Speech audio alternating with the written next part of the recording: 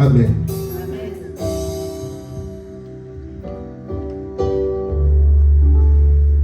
Ce matin, c'est le prolongement de un des éléments du partage de mardi dernier, qui est le danger de la peur contre la foi, ou la menace de la peur contre la foi. Amen.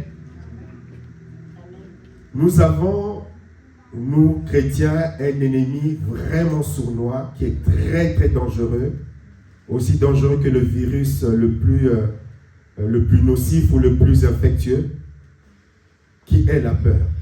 Et comme nous le partageons, en tout cas je partageais mardi dernier, le problème c'est que très souvent nous n'arrivons pas à mettre le mot sur ce qui nous déstabilise intérieurement.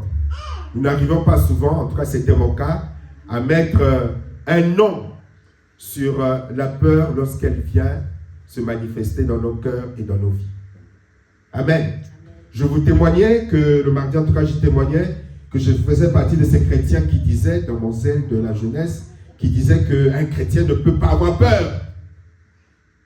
Et que lorsqu'on chantait ce chant, j'oublie toujours, et chaque fois que j'ai peur, mon seul abri c'est toi. J'aimais chanter ce chant, mais quand on arrivait, et chaque fois que j'ai peur, et là, je disais non, le chrétien ne peut pas avoir peur, c'est pas possible. Et donc ce refrain, il ne devrait pas exister parce que le refrain dit, et chaque fois que j'ai peur, je m'appuie sur toi. Donc je zappais. Je dis non. Jusqu'à ce que le Seigneur a changé mon raisonnement. Et comme la dernière fois j'ai témoigné, il était chanté à la maison. Donc je réfléchissais devant Dieu pour dire, mais pourquoi est-ce que j'avais ce raisonnement? Parce que je ne m'étais jamais arrêté sur les raisons de ce raisonnement. Et c'est là où Dieu me dit, mais c'est parce que maintenant tu arrives à le faire, mais tu n'arrivais pas à mettre le nom sur la peur. C'est pas que tu ne ressentais pas la peur. On a toujours ressenti la peur contre les démons, contre les diables, contre le danger, contre la menace. Lorsque je ne savais pas ce que ma vie deviendrait après ma maîtrise, est-ce que je restais au Congo, je rentrais, ou j'allais en France ou pas, j'ai toujours eu peur. Mais je ne savais pas que c'était la peur, ou je n'arrivais pas à mettre le mot dessus. Je ne sais même pas quel mot je mettais dessus d'ailleurs. Et très souvent, nous avons cette peur qui vient nous attaquer, mais on est souvent comme moi tellement spirituel qu'on n'arrive pas à mettre le mot sur la peur. Pourquoi? Mais parce que dans notre subconscient, on pense qu'avoir peur est un péché. Et comme on considère que la peur est un péché, alors on dit, je ne peux pas avoir peur, le chrétien ne peut pas avoir peur. Et c'était mon cas. Or, tant que tu n'identifies pas la menace qui vient contre toi, tu ne peux pas réagir convenablement. Tu ne peux pas réagir convenablement. Donc tu peux avoir cette peur qui est là, c'est en train de détruire ta foi, c'est en train de détruire ta vie, mais tu n'as pas identifié que c'est la peur. Et quand tu n'as pas identifié que c'est la peur, tu peux prier, tu peux jeûner. Mais ça ne va pas partir parce que tu n'as pas identifié que c'est la peur. C'est dans la mesure où spirituellement tu identifies que c'est la peur que par le Saint-Esprit, tu reçois de la part de Dieu les éléments qui vont te permettre de surmonter la peur. Mais si tu n'identifies pas que c'est la peur, Dieu a beau te le donner, tu ne pourras pas surmonter. Tu vas chasser les démons, tu vas chasser les esprits, tu vas chasser je ne sais pas trop quoi. C'est comme ça aussi que parfois, on chasse les démons. J'avais un partage avec une sœur en Christ qui a passé beaucoup de temps dans le combat spirituel, où on peut avoir des sensations, tu te mets à chasser les démons, alors qu'il n'y a pas de démons. Tu le sens, il n'y a pas de démons. Mais c'est en fait ta peur des démons qui se manifeste physiologiquement, mais tu es en train de chasser les démons, tu ne réalises pas que non. Le problème, c'est que tu as peur des démons. Donc, tu vas chasser les démons, mais tu ne vas pas chasser ce que tu ressens. Parce que le problème, c'est la peur. Et cette peur est tellement là qu'on a une psychose, pour ne pas rentrer dans les détails de la vie de cette sœur, où tu grandis avec cette psychose de la peur. Il y a des gens qui ont été tellement dans les ministères de délivrance qui sont dans la psychose de la peur. Et comme le diable a identifié ce problème, donc le diable les manipule par les visions, par les rêves, par les signes, par les prophéties également. Quand je parle prophétie, de fausse prophétie. Parce que ces choses, je lui expliquais, lorsque Dieu, le Saint-Esprit te parle, il ne t'amène pas dans ses révélations à ce que tu sois dans un état de peur, de crainte, d'hésitation, de doute, où tu ne peux plus avancer. Ça, ce n'est pas le travail du Saint-Esprit. Je dis, le travail du Saint-Esprit, ce n'est pas ça. Le Saint-Esprit, c'est un esprit qui convainc. S'il a quelque chose à nous dire, il vient nous le dire. Mais il ne nous plonge pas dans le trouble où, même pour boire de l'eau, tu te demandes si ça a été empoisonné, si tu dois chasser les démons qui sont dedans. Est-ce que c'est vraiment qui... Ça, c'est... Voilà, ça vous fait rire, mais il y a des personnes qui sont dans cet état. Donc, on n'arrive pas à identifier la peur comme étant la peur, parce que, bon, peut-être qu'on se sent humilié, ou on se sent peut-être faible, ou, je ne sais pas, moins que cela, en reconnaissant qu'on a peur, et ça ne nous permet pas d'avancer. Et tant que nous, chrétiens, dans ce que nous vivons émotionnellement, parce que le diable utilise la peur. L'arme la plus efficace, la plus répandue, la plus lointaine du diable, c'est la peur. Amen. La Bible dit même que, si je n'ai pas prévu le texte, c'est par la peur de la mort que les gens se sont, c'est dans Hébreu je crois, par la peur de la mort, les gens se réfugient auprès des protecteurs, des sorciers, des démons, chefs de protection de toutes sortes, et le diable domine là-dessus. Pourquoi est-ce que les églises de délivrance ou de combat spirituel sont remplies? Parce que les gens sont dans la peur. Mais allez leur dire qu'ils ont peur du diable. Ils vous diront non, je n'ai pas peur du diable. Mais en réalité, ils sont dans la peur. Peur des sorciers, peur qu'on me mange. Mais comme on n'identifie pas le véritable problème, ils peuvent chasser les démons autant qu'ils veulent, ils peuvent jeûner autant qu'ils veulent. Le problème, la peur sera toujours là. On va voir le cafard, mais le cafard, ça va être le sorcier du village qui est venu me visiter. Le bruit, c'est les démons qui sont en train de s'organiser contre moi. Pourquoi? Parce que cela a nourri en nous la peur et détruit la foi. Et donc, déjà réaliser que la peur, ce n'est pas un péché. Mais que si on ne fait pas attention, on peut laisser la peur nous diriger. Et c'est une grande puissance que nous sous-estimons. Amen. Que nous sous-estimons. On peut laisser la peur nous diriger.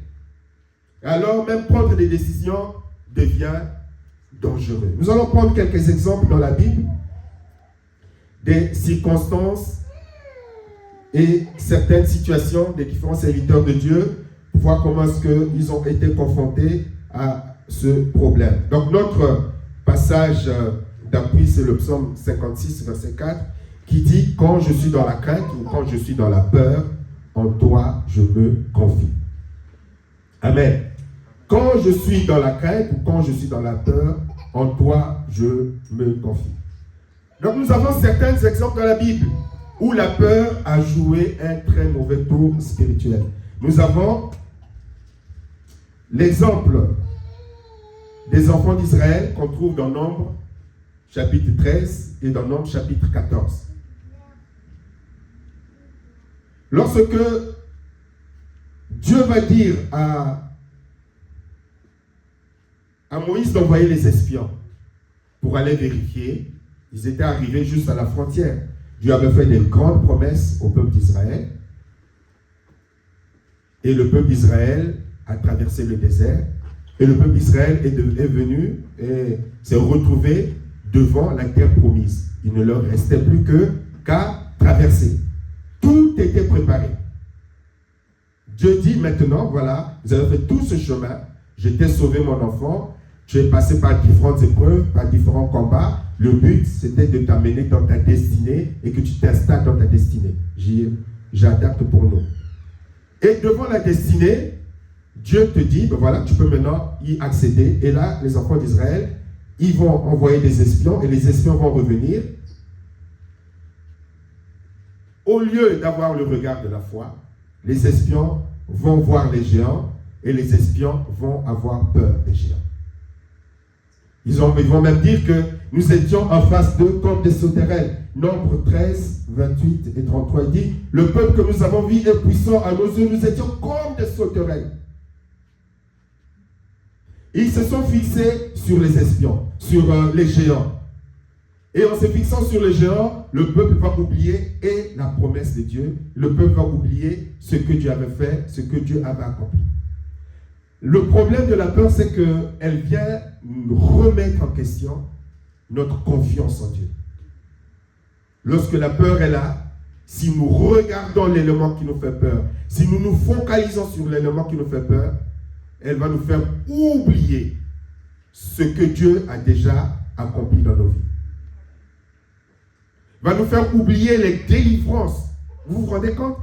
Ils voient des géants. Ils vont oublier tout ce que Dieu avait accompli, tout ce que Dieu avait démontré, tout ce que Dieu avait déployé. Et c'est ce qui arrive lorsque la peur vient nous envahir. Parfois, on est en face de notre destinée. Nous savons, avec le recul, que c'est Dieu qui combattait pour son peuple, pour ses enfants. Donc, on est en face de notre destinée, j'allais même dire le point final, le point de chute de notre destinée. Il y a une dernière épreuve qui est là. Il y a un dernier combat qui est là. Il n'y a même pas un combat. Souvent, vous réaliserez qu'on a survécu à des combats plus difficiles, plus compliqués. Et puis, une petite situation, on se met à trembler comme si c'était le combat le plus dur, le plus difficile. On est tous d'accord. Il y a une attaque émotionnelle qui est là. Parce que le diable, il connaît, il sait que l'être humain, dans ses gènes, c'est un peureux. Une toute petite chose.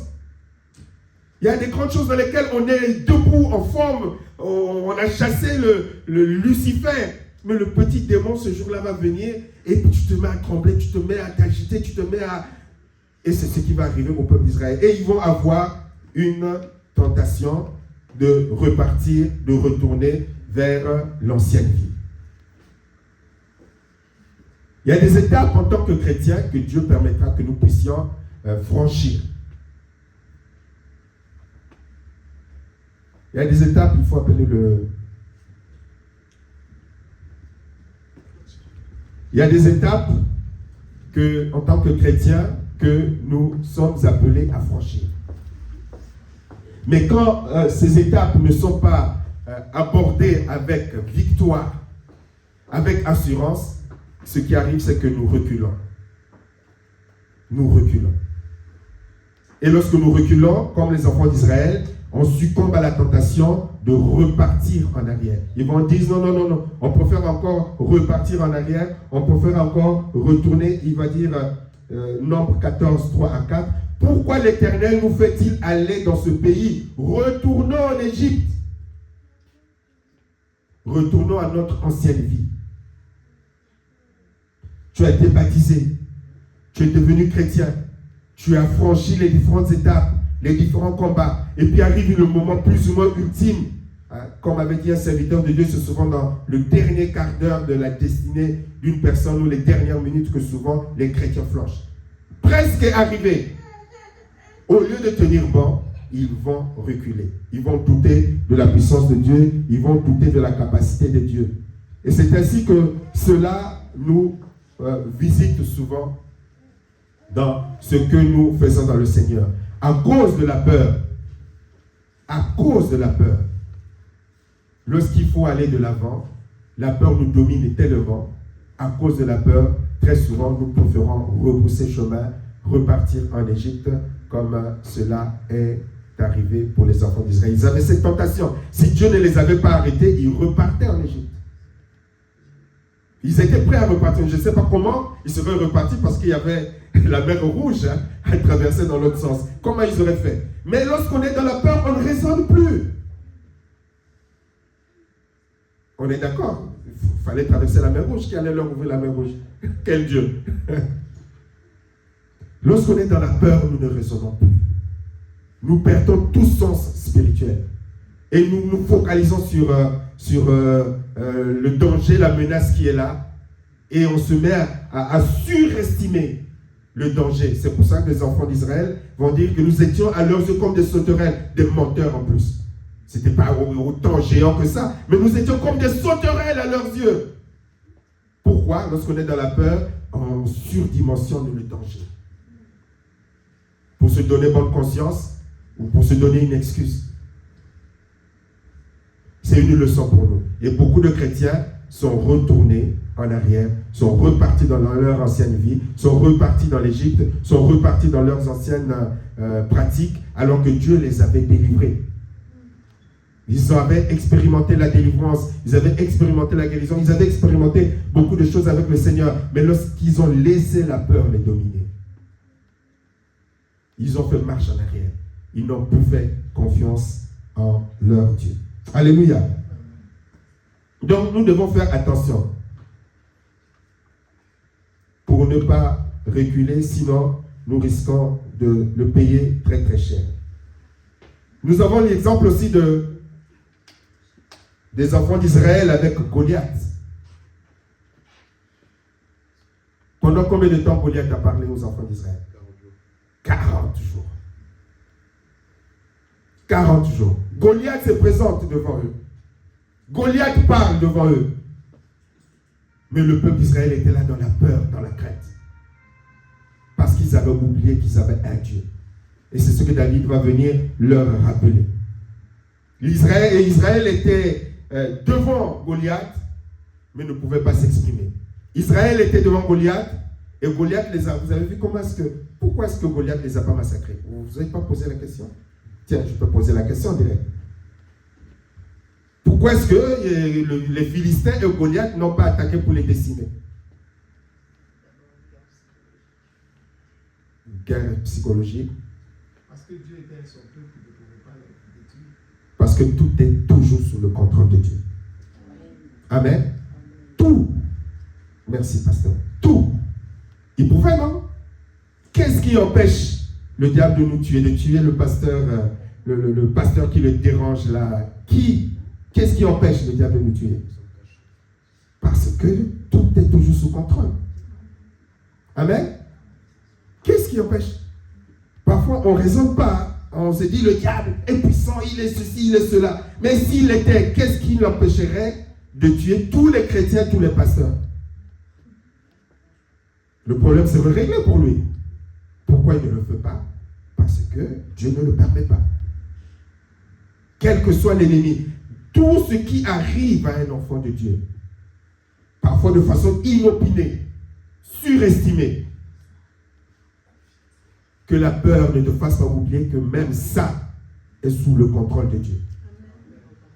Même les conséquences de nos péchés, sous le contrôle de Dieu. Amen. Rien ne lui échappe. Même les conséquences de nos péchés. Là, je suis en roue libre. Même les conséquences de nos péchés. C'est pour cela que le pécheur qui se repent, moi, le pasteur Guirémy, je vais dire, ah non, toi, ce que tu as fait, c'est tellement grave, hors de question. Mais Dieu, le pécheur se repent. Et passer par la repentance, Dieu va le relever et puis continuer à le bénir. Il n'a que faire de l'opinion du pasteur Guirémy. Amen. Il n'a que faire de l'opinion de l'église. Ah, la sœur, avec ce qu'elle a fait, avec ce qu'elle a accompli. Comme pour Paul. Si Paul était de notre génération, il ne serait jamais devenu apôtre. Jamais. Amen. Jamais. Mais Dieu est au contrôle de tout. Même, je le redis, même si ça choque certaines personnes, même les conséquences de nos péchés. C'est pour cela que la repentance est ce qui vient régler. Dieu l'a dit à Ézéchiel, hein, si le pécheur se repent et revient de ses mauvaises voies, je pardonne. Il contrôle tout. Mais Israël, pendant 40 jours, rien ne se passait, immobilisé, ni avancé, ni reculé. Mais Dieu avait son plan pour que le peuple puisse triompher. Le peuple aussi pouvait se dire, nous sommes le peuple de l'Éternel, nous allons, on l'a vu de nombreuses fois dans la Bible, où ceux qui avaient la foi se levaient pour dire, mais on est quand même le peuple de l'Éternel, on y va. Donc parmi eux, certains pouvaient le dire, on est le peuple de l'Éternel, on va les combattre. Mais tant qu'ils étaient dans cette peur, rien n'avançait. C'est comme ça que parfois, dans nos vies, tout est bloqué. Parce que tu n'arrives pas à affronter ta peur ou l'élément qui te fait peur. C'est-à-dire que tu n'avances pas, tu ne recules pas. Mais tu sais que si tu veux reculer, il y a une porte que tu dois franchir. Mais tu ne veux pas franchir cette porte. Vous savez, je l'ai partagé ce matin sur Facebook, la peur est un ennemi que personne ne peut vaincre à votre place. Amen. Personne ne peut vaincre à votre place.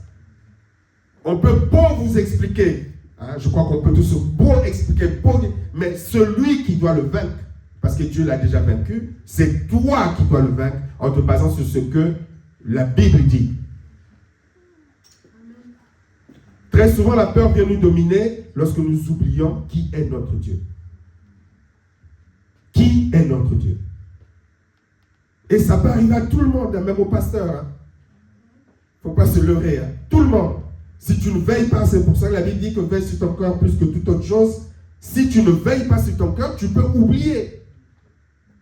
Lorsque le Goliath va surgir dans ta vie, mais tu vas oublier Dieu. Tu vas commencer à regarder à gauche, à droite. Tu ne vas pas oser avancer. Tu vas oublier Dieu. Et donc parfois, il y a certaines vies qui sont comme dans l'immobilisme. Les choses n'avancent pas. Les choses stagnent. On fait du surplace spirituel. Mais on prie, on invoque, on fait tout ce qu'on veut, mais c'est du surplace spirituel. Dieu te dit, mais voilà, Goliath est là, l'obstacle est là, le problème est là. Il faut que tu l'affrontes. Et tant que tu ne l'affrontes pas, écoute, on est là. 1 jour, 2 jours, 3, 40 jours. Vous vous rendez compte? 1 mois et 10 jours. Et ils étaient là, je ne sais pas qu'est-ce qu'ils attendaient. Comme parfois nous, on est là, on ne sait pas qu'est-ce qu'on... peut-être que Dieu puisse faire les choses à notre place. Il ne le fera pas à notre place. Ce qu'il avait à faire, il l'a déjà fait. Amen. Il l'a déjà fait. Mais pourquoi Dieu n'agit pas? Mais mon bonhomme, il y a des circonstances que Dieu va favoriser. Quand tu vas prendre la victoire là-dessus, mais tu vas évoluer spirituellement et tu rentres dans ta destinée et tu avances encore dans ta destinée. Mais si tu ne prends pas ce chemin, tu peux jeûner, prier, demander l'intercession du pasteur Carmel, ça ne changera rien. C'est toi qui dois prendre la décision d'affronter ton Goliath. D'affronter les circonstances qui te font peur. Amen. Dire quitte à mourir, on va les mourir. Amen. Alléluia. À la guerre comme à la guerre. J'en ai marre. Faut se scandaliser spirituellement. Ça suffit. C'est-à-dire, ça suffit. Je ne veux plus continuer à rester esclave de cette peur. Je n'avance pas là. Ça tourne en rond, ça tourne en rond. Il faut, à la guerre comme à la guerre, quitte à mourir, allons-y, allez, on va mourir. On y va. Et puis on avance, on dit, oh, mais c'est l'Éternel qui combat pour nous depuis longtemps. Mais en attendant, la menace est là. Alléluia. La menace est là. Donc il ne faut pas que la peur te mette dans la position de ne pas prendre des décisions.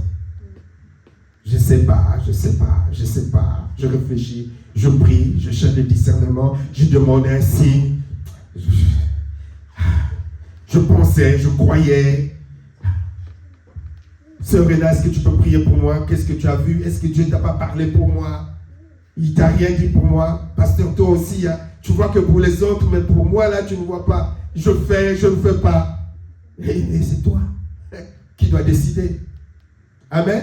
Et parfois, quand on a dit qu'il faut le faire, ah non, voilà, ça fait peur. Moi, je cherche quelqu'un qui va me dire que tu as raison de ne pas avancer.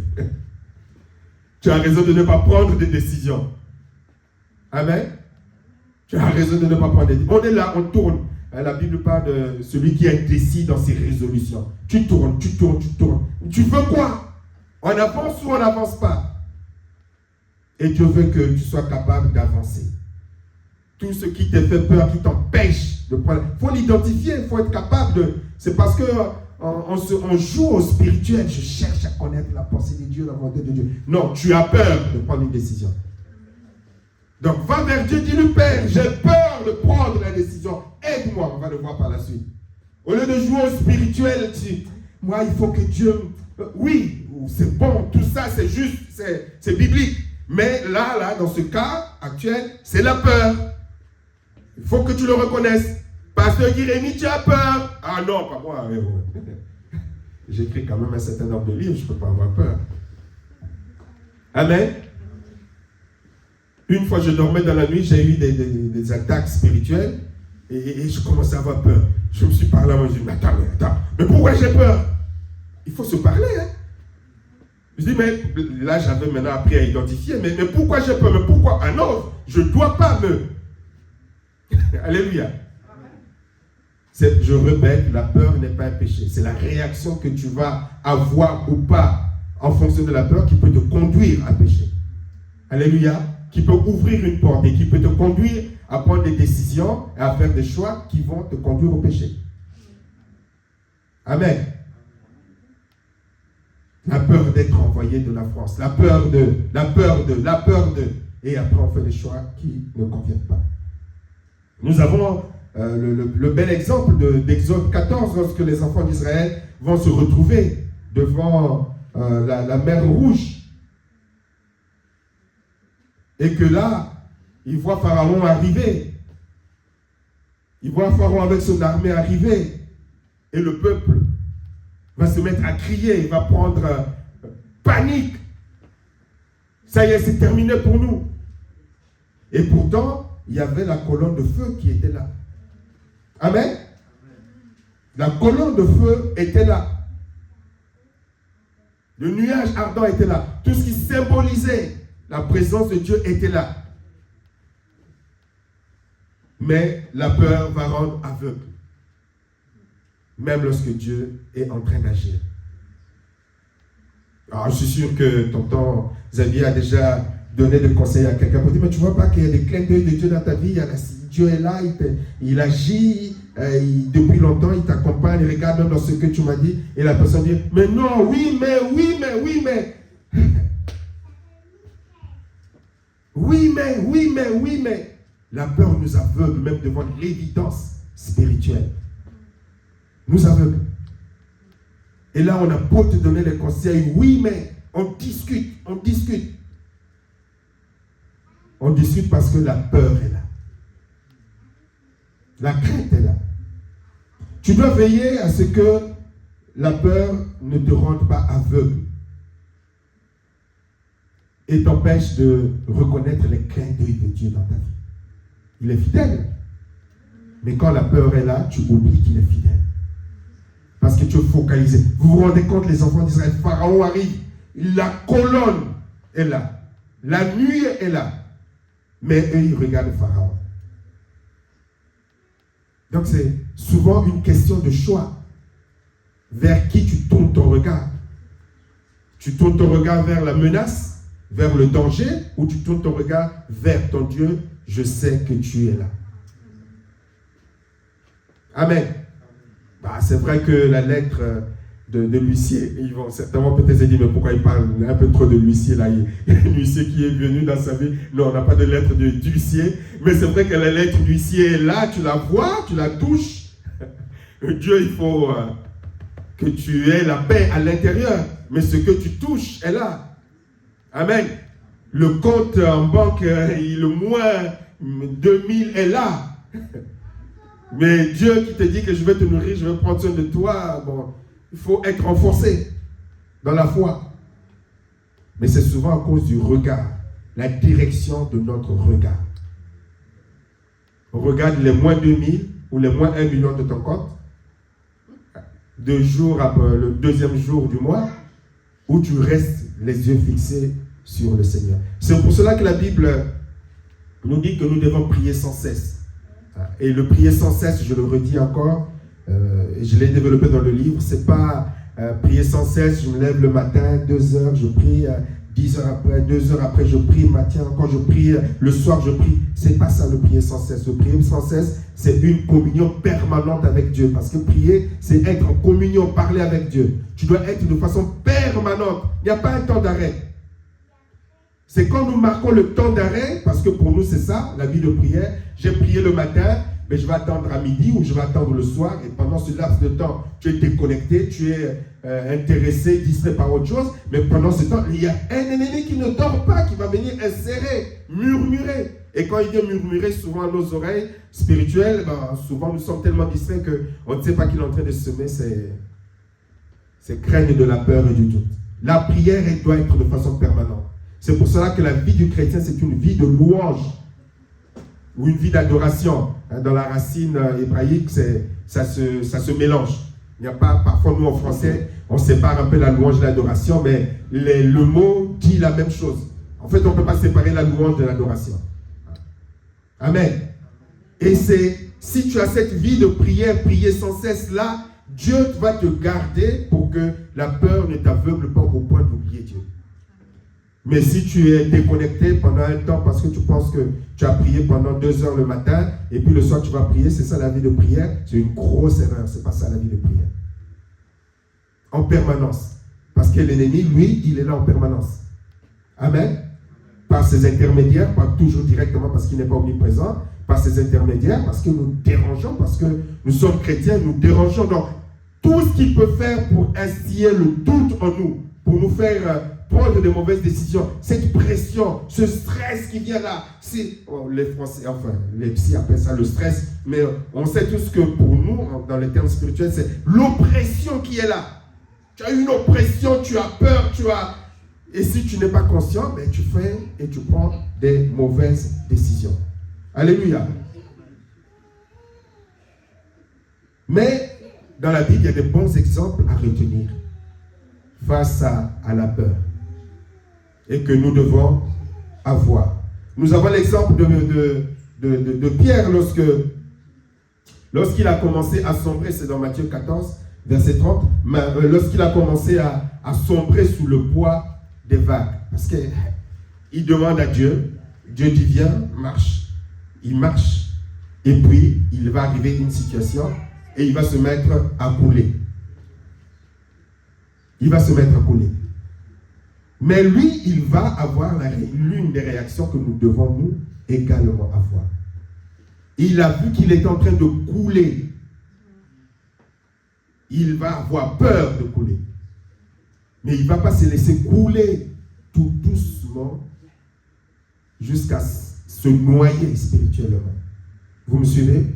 On donne souvent cet exemple du crapaud de la grenouille qui, si tu le prends, ou la prends selon crapaud ou grenouille, si tu plonges dans l'eau chaude, la grenouille saute pour sortir du récipient.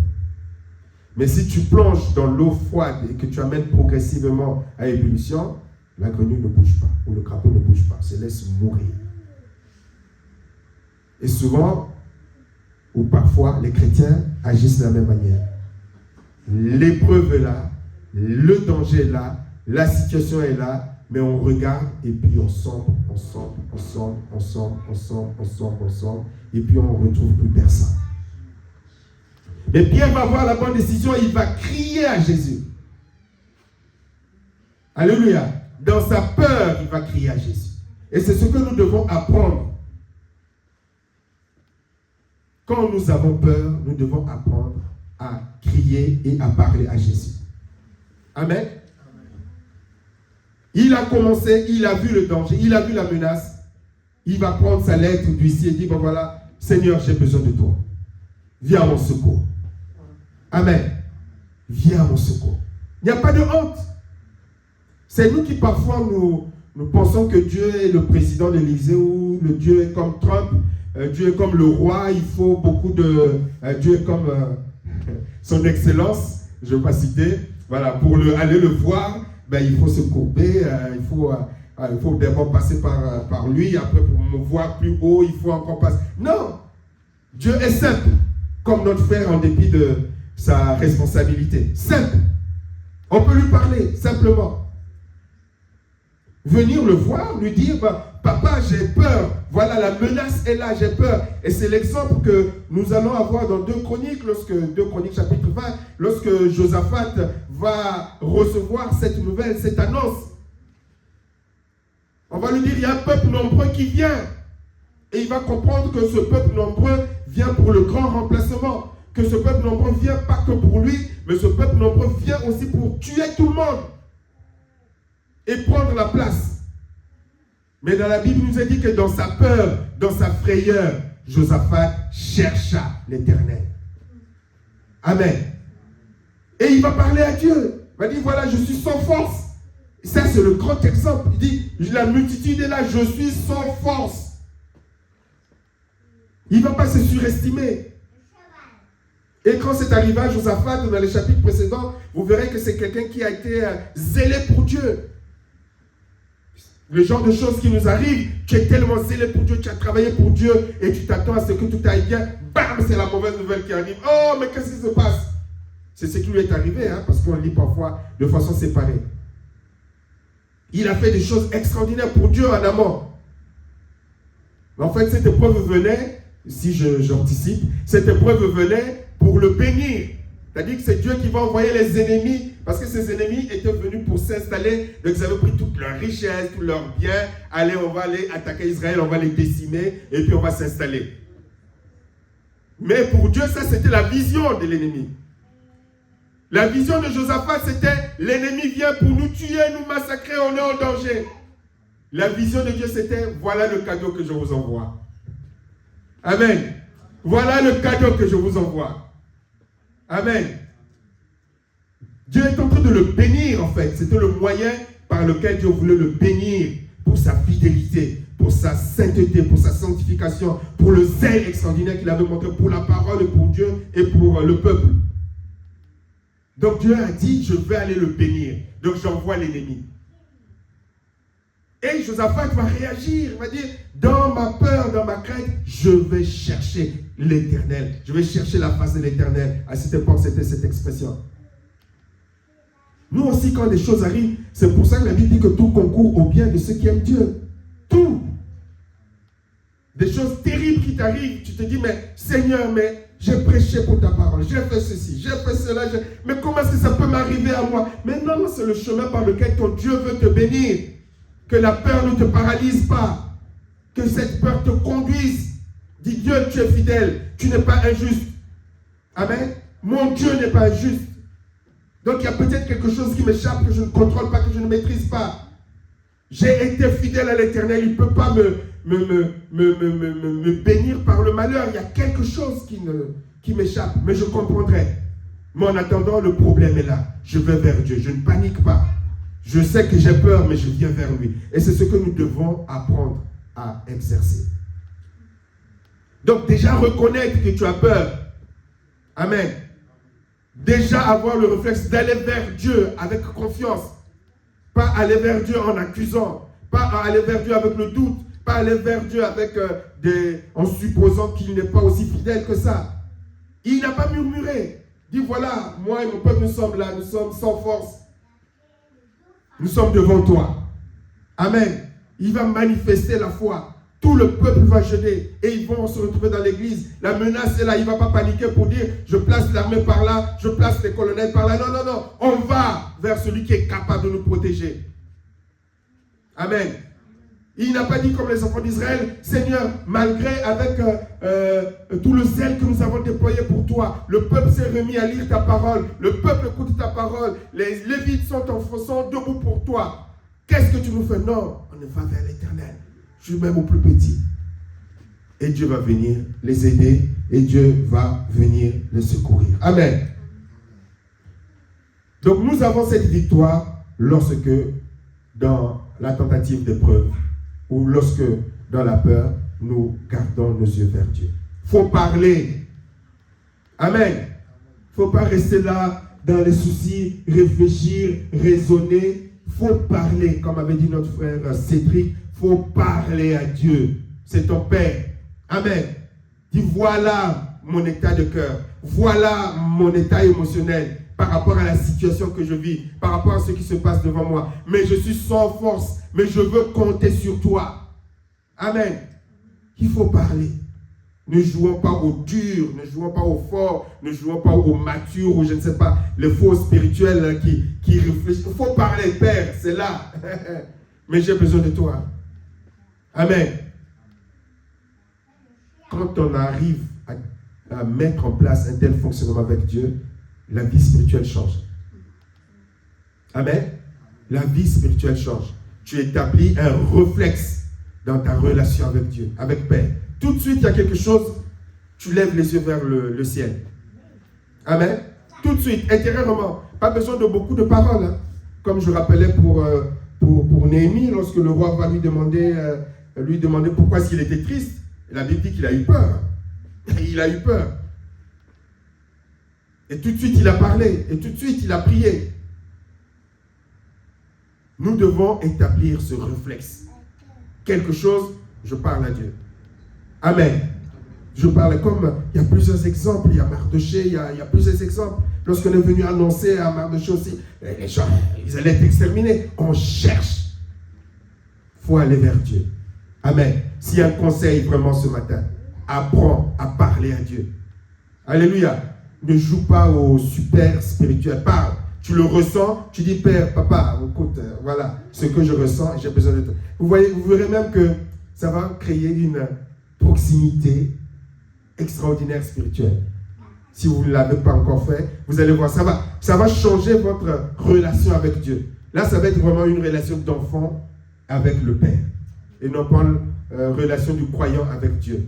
C'est deux choses différentes. Hein? Amen. C'est deux choses différentes.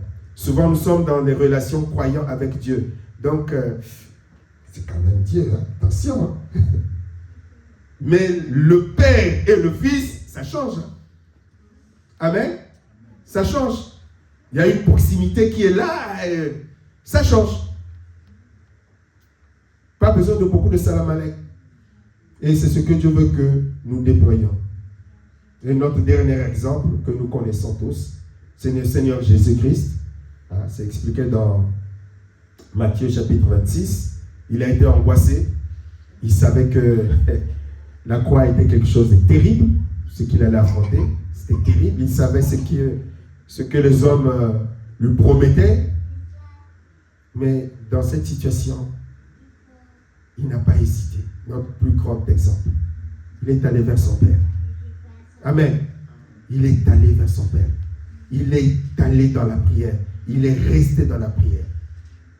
Pour dire, bon voilà, Père, c'est là.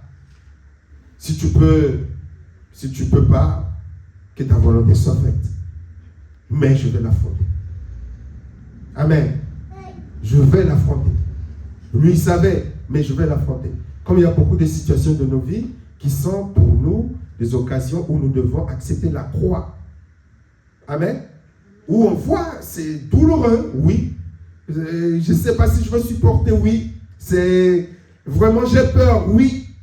Mais si c'est le chemin qui va me conduire à la résurrection, je ne veux pas laisser la peur me faire fuir le chemin de ma destinée. Amen. Je ne veux pas laisser la peur faire fuir le chemin de la destinée. En résumé, il faut éviter que la peur te fasse reculer dans la foi.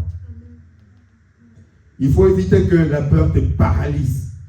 Tu n'avances pas, tu ne recules pas, tu tournes en rond, ta vie tourne en rond.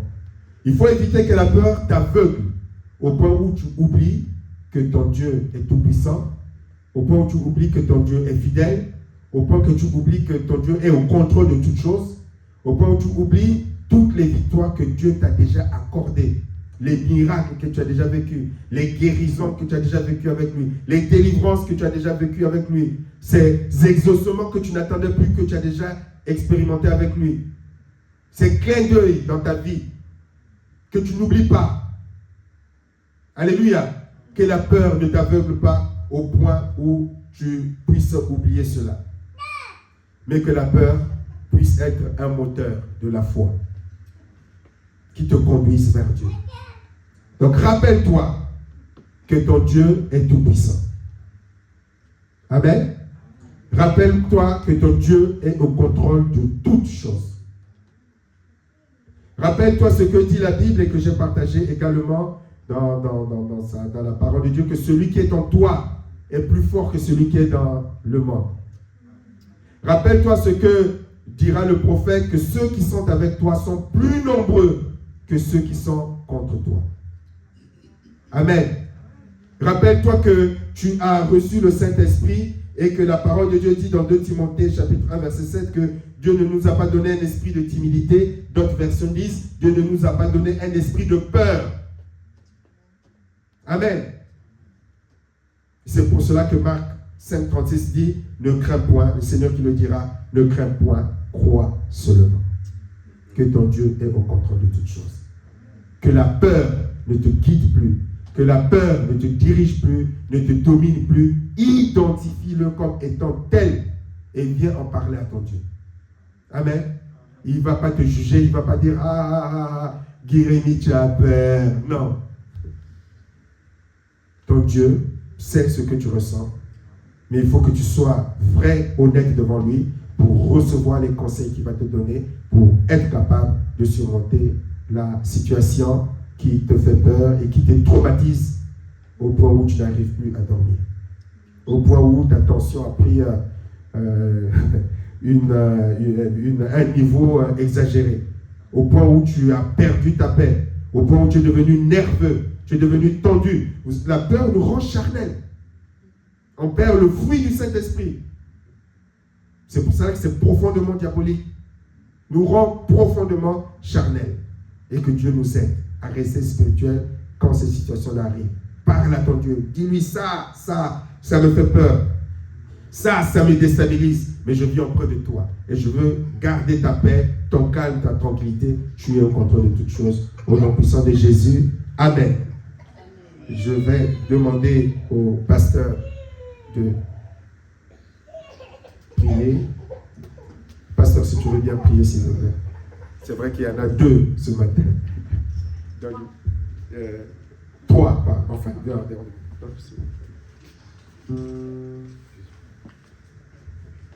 c'est toi. Prions. Seigneur, nous te bénissons.